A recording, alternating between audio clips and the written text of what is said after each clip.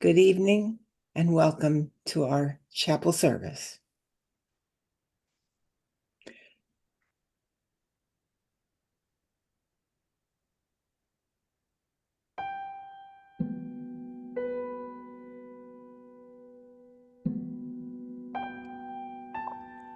Divine Creator, we ask that the light of highest awareness fill the minds and hearts of those who are open to your light. We ask that they be assisted and strengthened in their resolve to achieve peace using peaceful means. May their minds, their hearts, and their actions reflect the divine will to good for all. Comfort, strengthen, and support those who are in a difficult situation in their mind, body, or spirit. Bring confidence to them that your divine hand is at work in their life. Amen.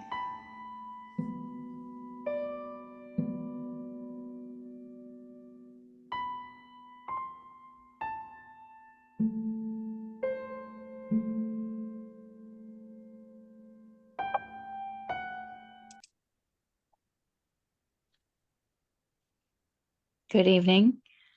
This is Reverend Brenda McGrath. We start each service with our recitation of the CCWH affirmations channeled by Reverend Michelle Lusan, Faith, Hope, and Charity. The faith affirmation. I believe in the spiritual existence of myself as a perfect image of the divine creator. In this reflection that is my physical embodiment, I have faith in the supreme guidance of my soul for my balance, my needs, and my opportunities.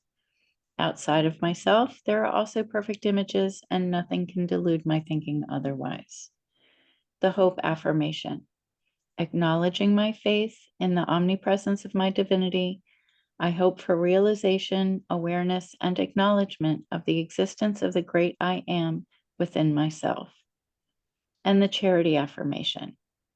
In understanding faith, in knowing hope, I pledge my actions, my desires, and my thoughts to the performances of myself on the physical planes of the earth to honor, to love, and to enlighten all that is a reflection of the divine outside of myself, so that my perfection is imaged back to my Creator.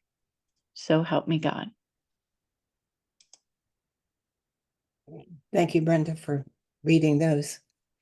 We are a nonprofit spiritual fellowship created in 1977 by Reverend Michelle Lusan, a mystic and channel for a multidimensional consciousness. Our website is www.ccwh.com, and you can find a lot more information about us there. I wanted to begin this evening with our topic, which is about spiritual surrender.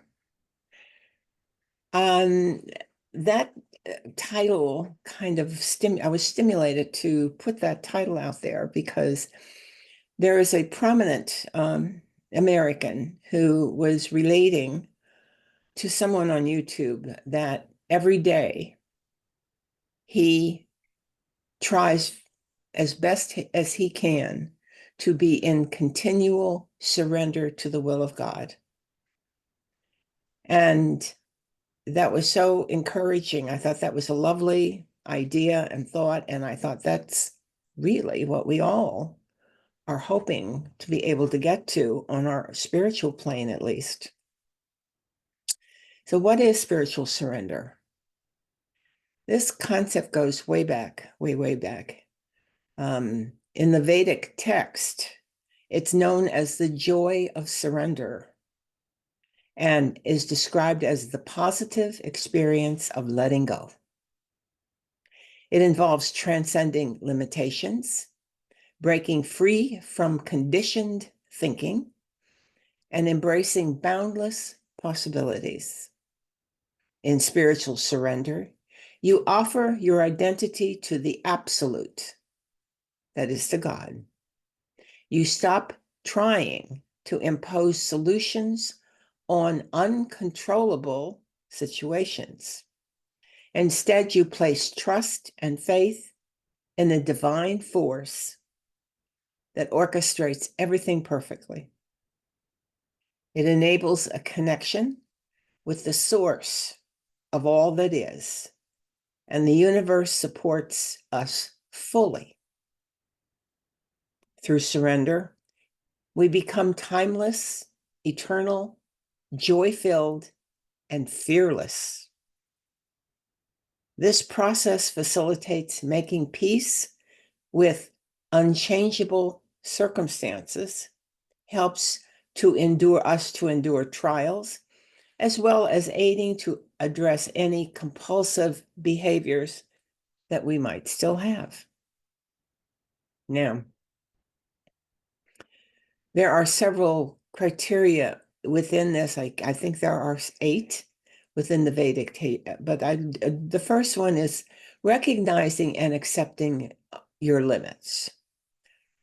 So what they say is you acknowledge the areas that you have no power to influence, whether it's in relation to people and circumstances or any of our challenges.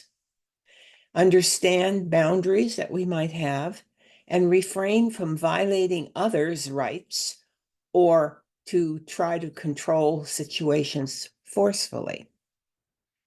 Embrace the concept of surrender and recognize your dependence on a higher power.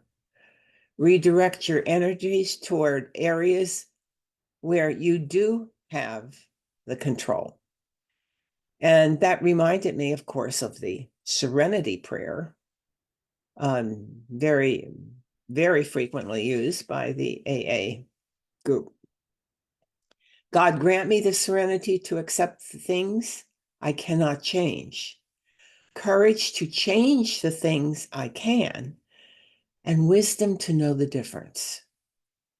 Living one day at a time, enjoying one moment at a time, accepting hardships as a pathway to peace, taking as he did this sinful world as it is, not as I would have it, trusting that he will make things right if I surrender to his will, so that I may be reasonably happy then in this life and supremely happy with him forever and ever in the next. Amen. Of course, in Proverbs, I think it was chapter 3, verse 5, trust in the Lord with all your heart and lean not on your own understanding. In all your ways, submit to him, and he will make your paths straight. So this highlights the importance of trust in God, the eternal presence, and surrender to him at all times. Because when we let go of our own understanding, we can trust that we will be guided on the right path by the God force within ourselves. Now, this fits very much with Michelle Lussan's, our founder's, creative wellness program. She found that she channeled that there were 3 essential types of people in the world. You can roughly divide them in there by the energy patterns that they used. And this has been going on from the beginning, apparently. And the one type that she addresses is the thyroid type. The thyroid type of personality, as she sees it, has a strong personality, who is competitive by nature and likes to communicate. These people also like to be the knowledgeable authority in most matters and are very persistent by nature. However, being too much of all of that, of course, without a softening effect, would be their Achilles heel.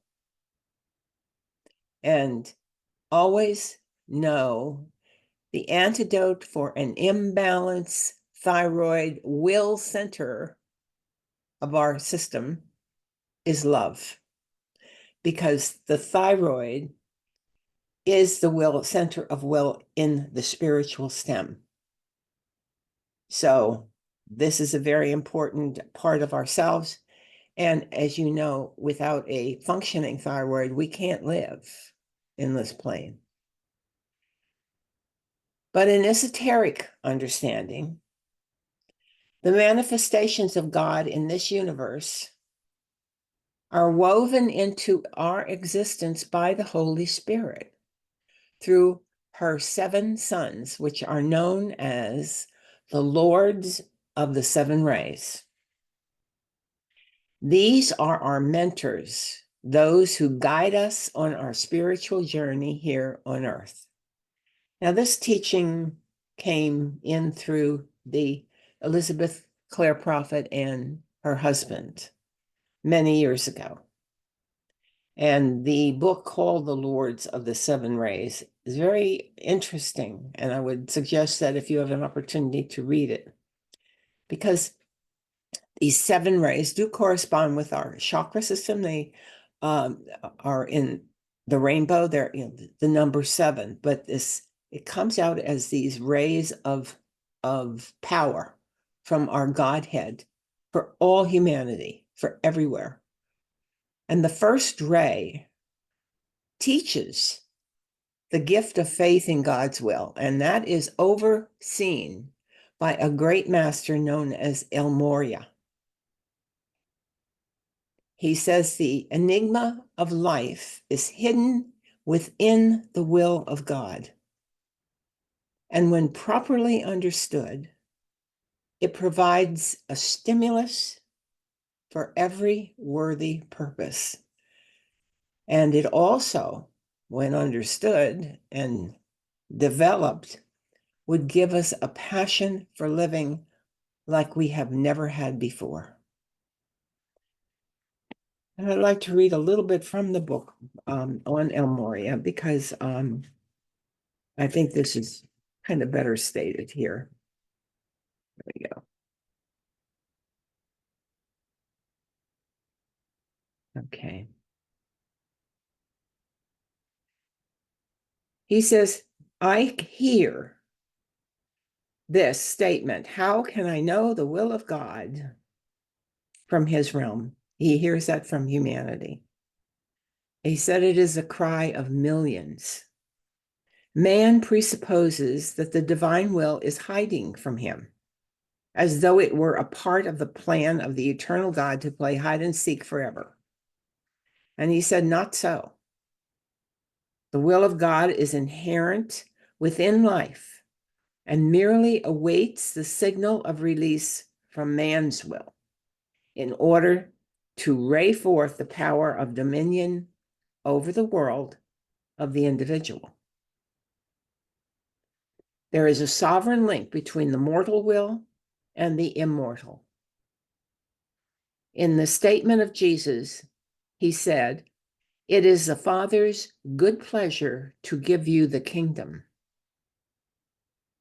Men can be aware of the eternal will as the fulfilled or the fullest measure of eternal love.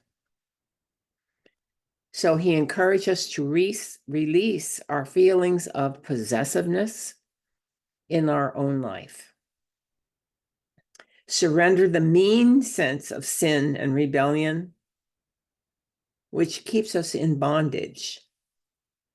See the will of God as omnipresent and complete.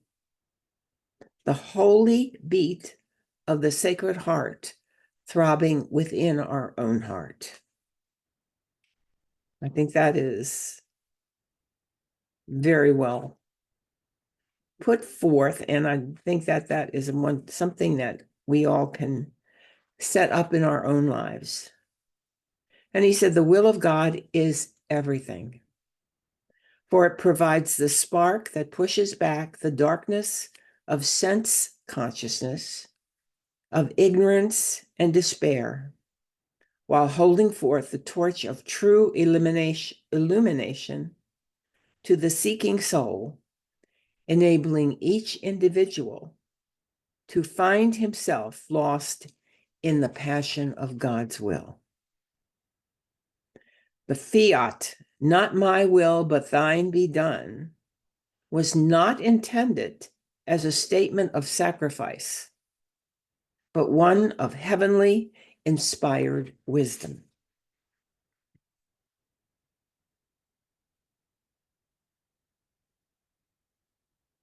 That kind of embracing of the will of God in our life and putting ourselves in the hands of Christ is so important.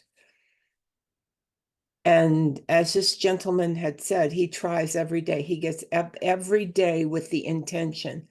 And Casey has always said, and all spiritual leaders have said, get up every day and set your intention for the day. Put the highest mark out there that you can, that you want to achieve. And it would be a spiritual goal. You might have other things that are more relevant to your day-to-day life, but put the highest spiritual goal out there. And I believe that this is a worthwhile proposal for all of us to embrace. Get up and put that out there every day. Not my will, but thine be done. Allow me only to be in the hands of Christ and the will of my Father, Mother God. Now, I have often shown you the chart, our spiritual chart of how we are formed. I don't have that this evening for us, but it's very often on our website in our different programs. That when we are here on earth in a physical form, we have an eternal existence that involves many layers of ourselves, that goes all the way up to our high I am presence. And it's our personal cone of energy coming from our divinity who created this lower form to begin with. Must remember that. This isn't created by some abstract God somewhere, threw us down here and said, see what you can do. This is a loving Father and Mother God, the Godhead within, who created us specifically for this lifetime, specifically to be here at this time, to be in the place we are to be in, the body we are to be in, the country we are to be, all of these situations that we are currently experiencing is where God placed us so that we can be the most beneficial to ourselves and our spiritual evolvement, because there are lots of lessons to be learned where you are, and beneficial to the world, because as you are understanding your Christ consciousness, the willingness to help, to be a humanitarian server, to assist others, you bring out of yourself something higher and finer, which is the goal of the lifetime in order to get spiritual advancement. That's all this world is about. It's not about gaining physical things, not about money, not about fame, not about anything like that. It's really about how can we be the best person that we are in this life now. Now, that really is reaching for us up. We're trying to reach our own Christ consciousness within us. Christ is the consciousness that exists above in sort of dimensionally. And it exists between us and our I am presence, which is the purity of our own being, beyond any physical considerations. Christ consciousness can look down and see how we're doing in this world and understands the world, and also can look up and see the perfection of ourselves. So it has the pathway that we are all to take is to go through the Christ consciousness. We must achieve that first. You do not go to your I am presence unprepared. you have to have your wedding garment on. And the wedding garment is the garment that you get. It's a symbol for the consciousness that you achieve by becoming the Christ.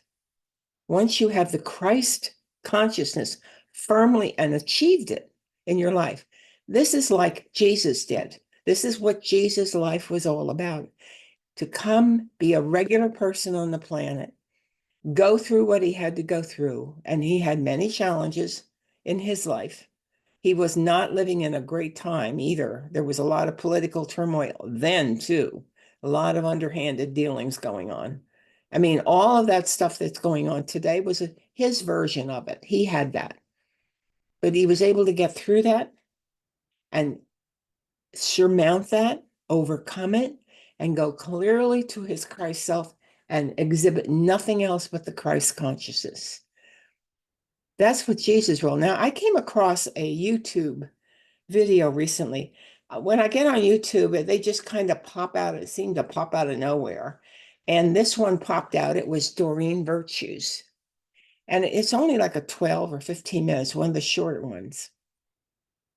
And she was backtracking on her spiritual knowledge, the one that I just told you, in favor of a fundamentalist approach. And in her, she must be driven by some kind of guilt because she has renounced all of that understanding she had, that great esoteric understanding. She had a great deal of it, and put books out and those nice angel cards that we have. And she was kind of influenced, taken over by a charismatic male minister who was fundamentalist of some, I'm not sure what denomination, and convinced her that everything she had done was of the demons, was of the devil. So she's on this video that was just done days ago, again, making a statement stating that everything, she asked us to pray for, the great authors of our time in our spiritual world. I had a list of them here, and I got to put that aside somewhere, and I don't know. But all of the people like Marianne Williamson and all of those people who are doing this wonderful spiritual teachings that she used to be involved in. She's saying that these are people overcome by the demons, and that we had to pray for their soul, because unless they accepted unless they only went to Jesus Christ, that's the only place you could go for saving. And I thought, dear heavens, that's worse than what I was brought up with. The Catholic Church was always much more about, you're Catholic and you can't, if you're anything else, you're going to go to hell. And I believed that for a long time until I realized that it wasn't truth. And I had to find my truth. But for her to backtrack and said it's only that way, there's only one way. And she quoted, she said, I know these people believe there are many paths to God. She said, no, there aren't. Well, of course there are. Of course there are. Jesus is someone who showed us how to reach the Christ consciousness. There were others who also made it up to the Christ consciousness. There are the great beings. El Moryo is one that we were talking about this evening. The Buddha did his own version of that. Muhammad did his. All of the great saints were able to overcome the world and achieve the Christ consciousness level. Jesus was we have this pinning on him, and it is true that you can. And if this is your firm belief, that's the only way, then for heaven's sakes, please do that, because you can't go off the path if that's it. But it's sort of narrow view of life, which I was so surprised from her, that she's still promoting this. So I feel she must have a feeling of guilt for having done her former work. And she shouldn't. Because where is Christ? Christ is a consciousness. It's not a person. It's a divine consciousness that permeates all the universes. It's a level of understanding of perfection of our own behaviors. It's the Christ self. It's very similar to the feminine principles. It's love, compassion, understanding, helping others, will to good, all of those things and more. All of that is in the Christ. And once you can get to that level of that kind of life and living that every day, you're there. And you will be told that you're there from your own higher self. But in the meantime, we will all pursue that and know that there is nothing wrong with having learned this kind of information that we have. So this is important. And I know that in your loving Christ selves, that I think that's who I'm speaking to, whether I know I'm speaking to those here, but also those who would be willing to look at this in the future. You are very much, very close to that most of the time. And I know that we are thinking about the folks who have gone through the terrible disasters in this country. And there haven't been, I'm looking at the South Carolina, Tennessee one, but, we've had it in Florida. We've had it now on the West Coast. There are fires on the East Coast. There are all kind of other areas of the world, but we need to look to our own country. We need to know that we are closer there and that we are to make sure that we are helping out. So I'm asking people to step up, take a bit of your day, sacrifice 15 minutes, 10 minutes. It's not a sacrifice.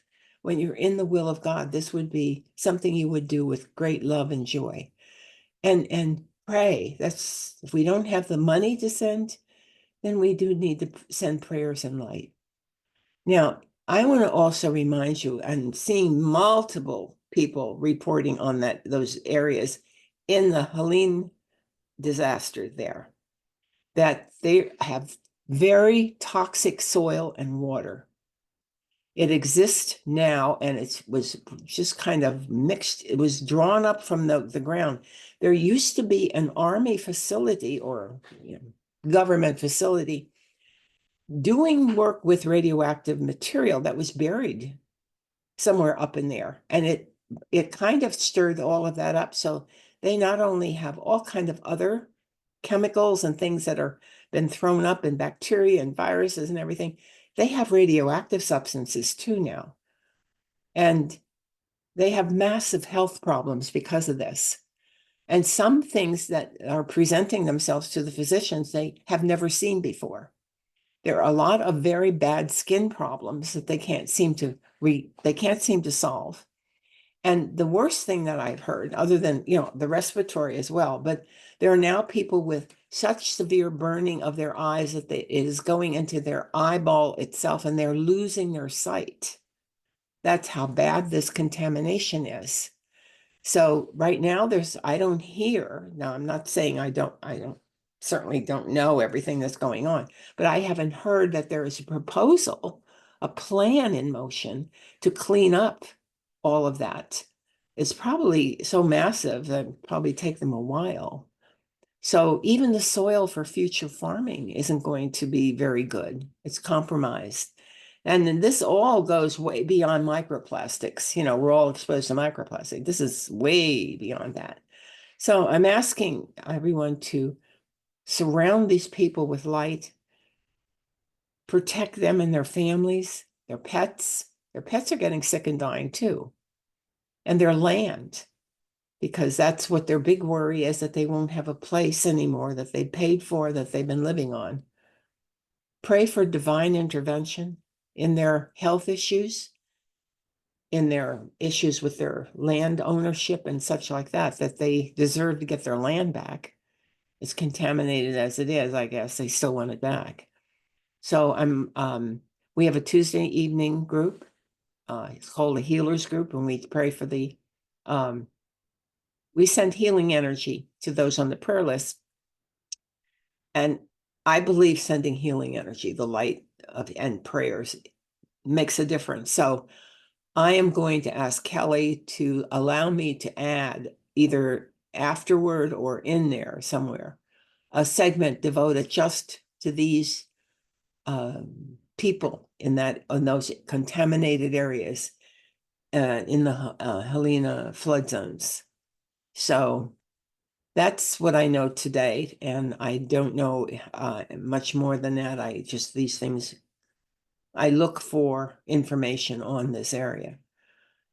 I know we are, as an organization, developing more classes and information which could be accessed for use in healing work. And these are the kind of people I'm hoping that they now have. A lot of them have been given the Starlink and they have generators. They are going on the internet themselves. I know they'll be looking for answers. They have a multitude of answers. They have mental health issues because of all this. They have all kind of terrible everyday kind of things that we go through magnified a million times. So I think they might be looking for some help, and I think we're going to put this material out there for them and help as much as we can in our own way. So I know that the profound journey of spiritual surrender, and I am surrendering to the will of God in this, is similar to opening the door to a realm where the weight of the world gently lifts from our shoulders. It's a sacred place. It's a sacred dance with the universe, an act of letting go that invites serenity and embraces the mysterious flow of existence.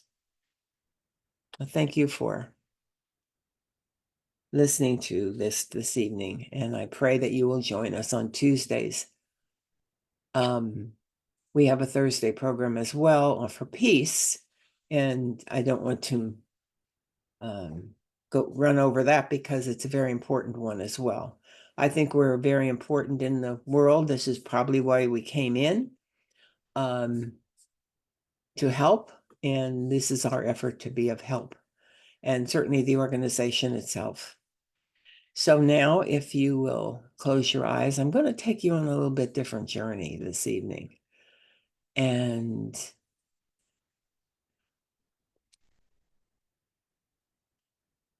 where I like to start, in addition to the regular deep breathing, which I'm asking you to do now, and just relaxing.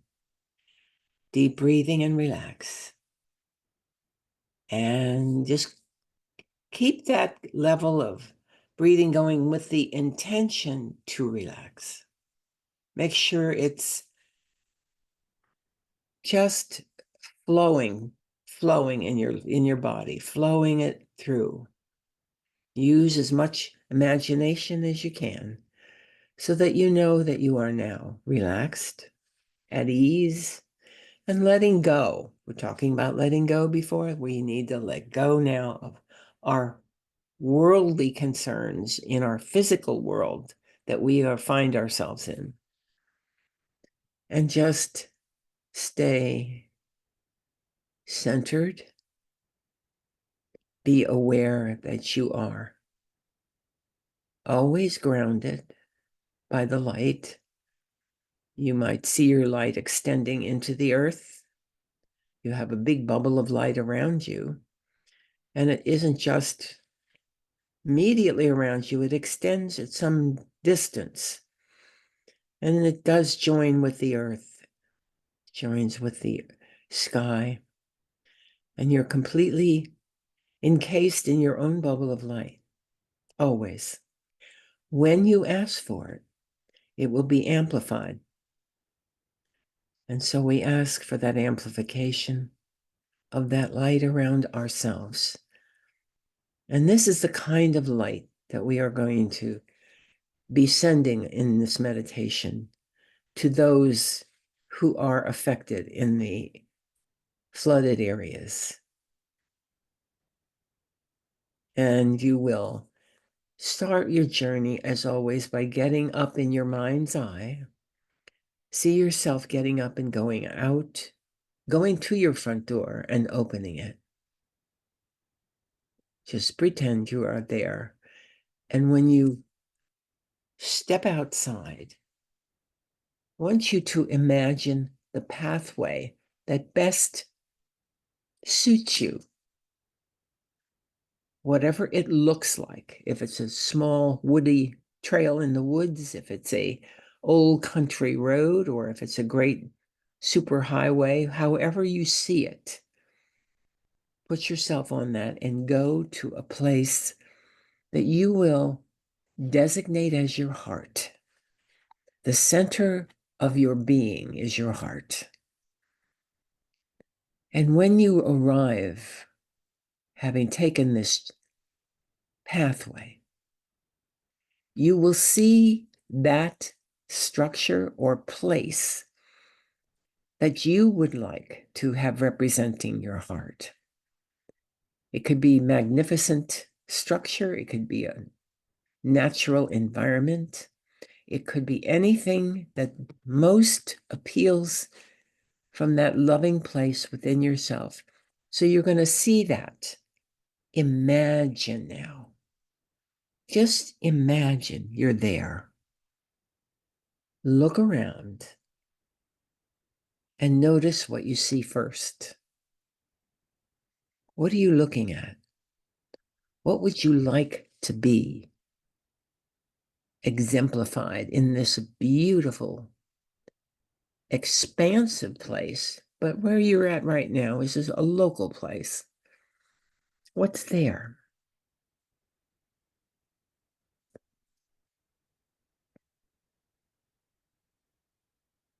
Just take your time and look around. And just pretend you can see. You might have to think you're seeing it. It's okay. And when you're comfortable with, after all of your looking around, you go to the center, what you would call the center of this place, and go to the altar that exists there. There's a golden tabernacle on the altar. That tabernacle is where the other end of your silver cord is. It goes directly to your I am presence. That is God within you. Very, very present. And I think you should find yourself comfortably seated now in front of the altar, where you will have a relationship with God. And in this relationship, you will be developing the light and sending it to those areas that have been terribly afflicted. And you do this in any manner that you'd like. And I'm going to be quiet for a while.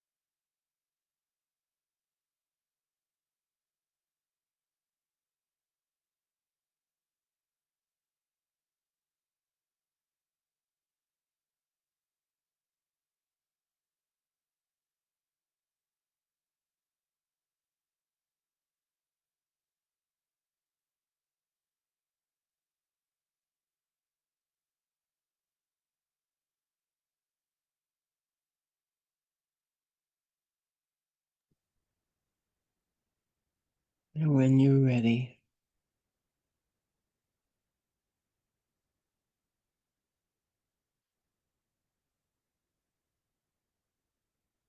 say a prayer for yourself and your family.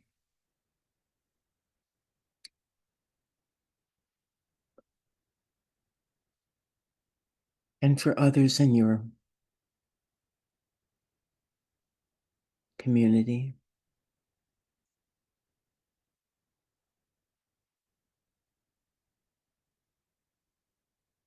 Bring that light to them.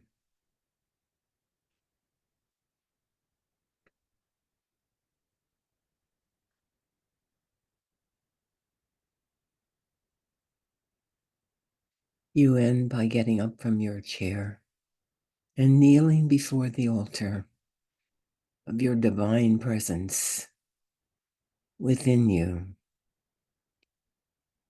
thanking God for this opportunity to serve humanity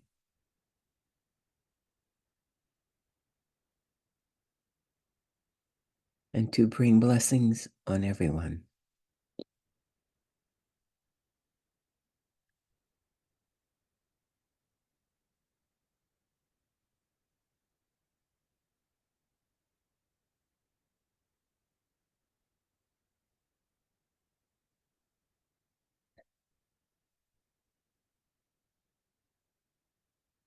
You get up from your kneeling position, bowing before the altar and taking a few steps that will take you to the place where you entered, and return using the same pathway that took you there. You're returning to your front door.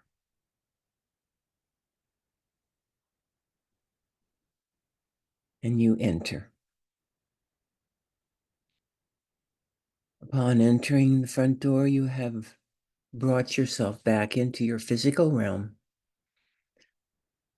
the three-dimensional realm.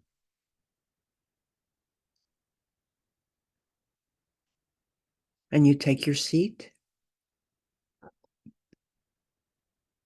You are relaxed, at ease with yourself and with the world, feeling happy, healthy,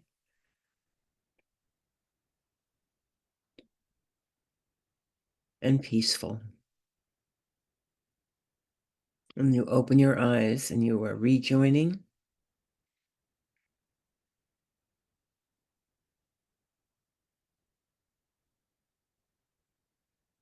And I'll turn this over to Brenda right now.